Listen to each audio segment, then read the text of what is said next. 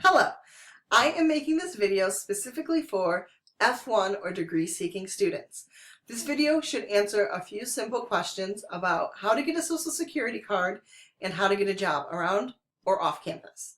The first question is how to get a Social Security card. This is pretty straightforward, it just requires a lot of legwork. The first thing to know is that to get a Social Security card, you need a job offer. A lot of people who are looking for employees, like on campus, are oftentimes a little confused because for Americans, we get our Social Security card when we're born, right? And then, of course, we get a job offer later. But for international students, it's flipped. You will get your job offer first, and then you'll get your Social Security card after. So that means that you need a job offer just to get your application in. So you'll get your job offer and your employer will write a letter of employment. A letter of employment just is a letter that they've written with letterhead, ONU letterhead, the date, and it will say your name, your position that you're going to be working, the type of work you'll be doing, how many hours you'll be working a week, and what you're going to be paid. So it's not difficult to write. They can definitely do it, and we can send them an example letter in case that they need some additional help. They'll also make sure that their information is in the letter so that they can be contacted if any questions arise, and they'll sign it. They'll give that letter to you, and then you'll be on to your next leg of your journey. The second step you need to do is go to the Office of Academic Affairs. It's the second floor of Lear, right? And you'll get a letter of enrollment from Linda, Julie, or Sue Van Dyne. That letter will just say that you are a student here at ONU, what you're studying, what you're studying, how long you have to graduate, and sort of what hours you have. So, for example, Riku would say that he's a mechanical engineering major, that he has 14 credit hours. I just made that up. And then his graduation date is May 2018, right? It'll make sure that it says that he's a full ONU degree-seeking student, which you all are. If you're F1, you're full degree-seeking students. Then they will sign that, of course. You'll have your 2 letters. With those 2 letters, you're going to put all of your important immigration documents. So that's your passport, visa, and your I-20. And then you're going to come over to my office to get a Social Security application. Now, great thing is, maybe you want to save yourself a trip and you're really done with walking across campus. You can just download it offline. That's what I've done. I've just gone to the Social Security website. The BMV website, right? And you'll download the application from there. If you want to come to my office, it's perfectly fine. Even if I'm not here, but the office is open, the building is open, you can still get the application. The application is located across from my actual office on the wall. There's a file on the wall, stuck right there on the wall, and the very first paper is the Social Security application. So you just take that and fill that out, and then take your 2 letters and your immigration documents and your application right on down to Lima and go to the Social Security office. That is on, I believe it's North Street, I think is what it's called, at that section. You can Google it. You do not need an application appointment.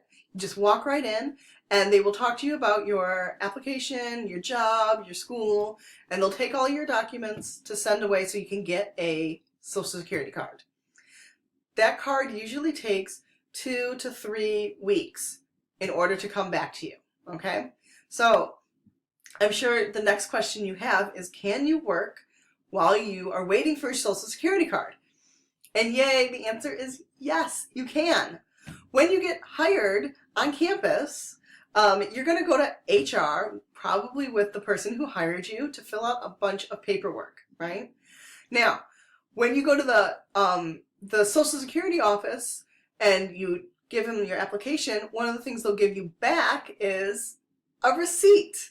Of course. Make sure that you have that receipt when you go to HR and show them at HR, yes, I have applied for my application, right? And they'll say, that's great. You can work in the meantime. I just need you to log your hours manually. That way, in case you are waiting and the pay period has passed, you still get paid for the amount of work that you've done, okay? So they'll probably take a copy of that receipt, but you'll want to keep that receipt with all of your important documents.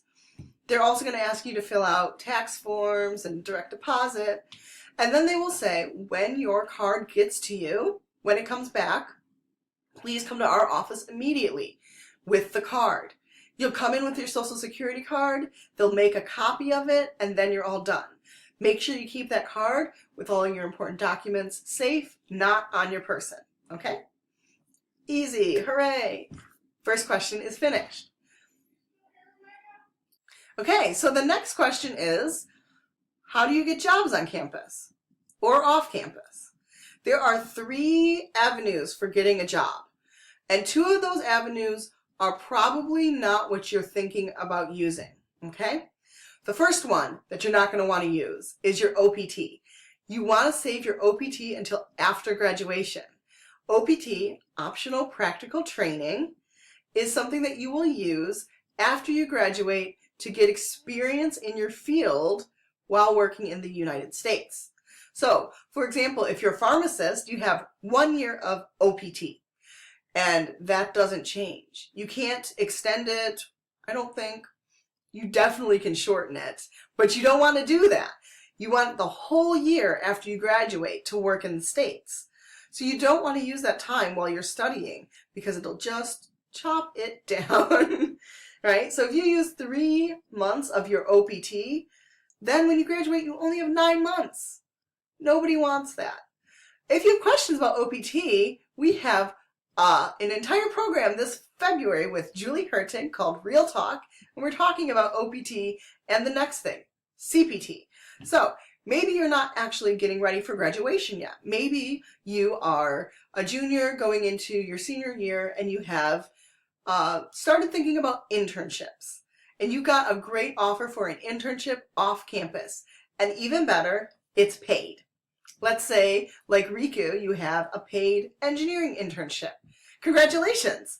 What you're going to want to use instead of your OPT is CPT. CPT is used while you're here on campus as a student so that you don't eat into your OPT time.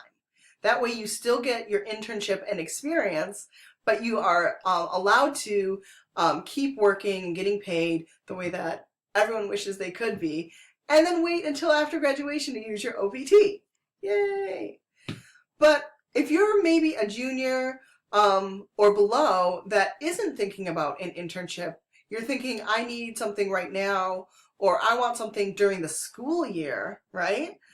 Then you're thinking about a campus job. In order to work off campus, it has to be related to what you will do with your career. But if you are working on campus, it can be related to anything you want.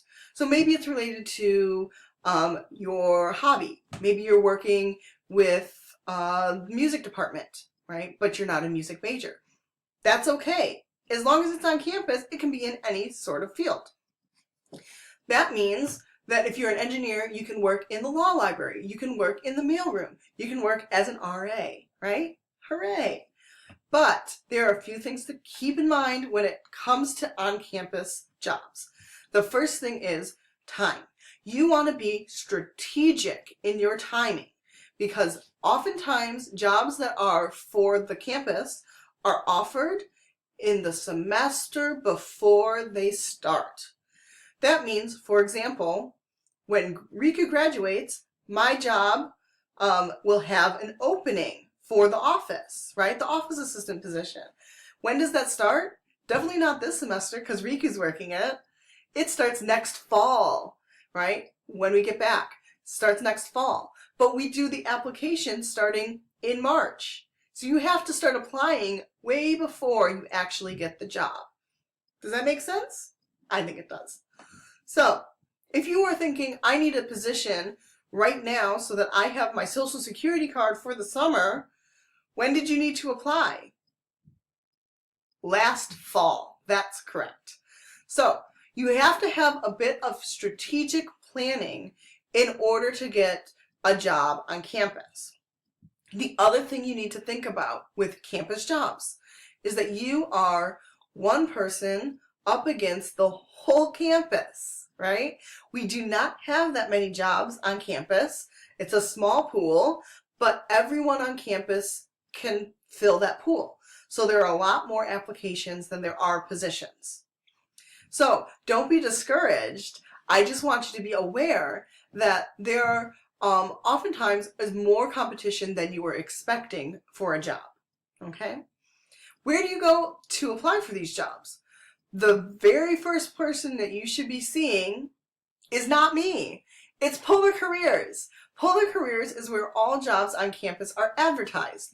So you can go on their website and look through the Polar Careers search engine, or you can go into their office and they should be able to help you look through the website.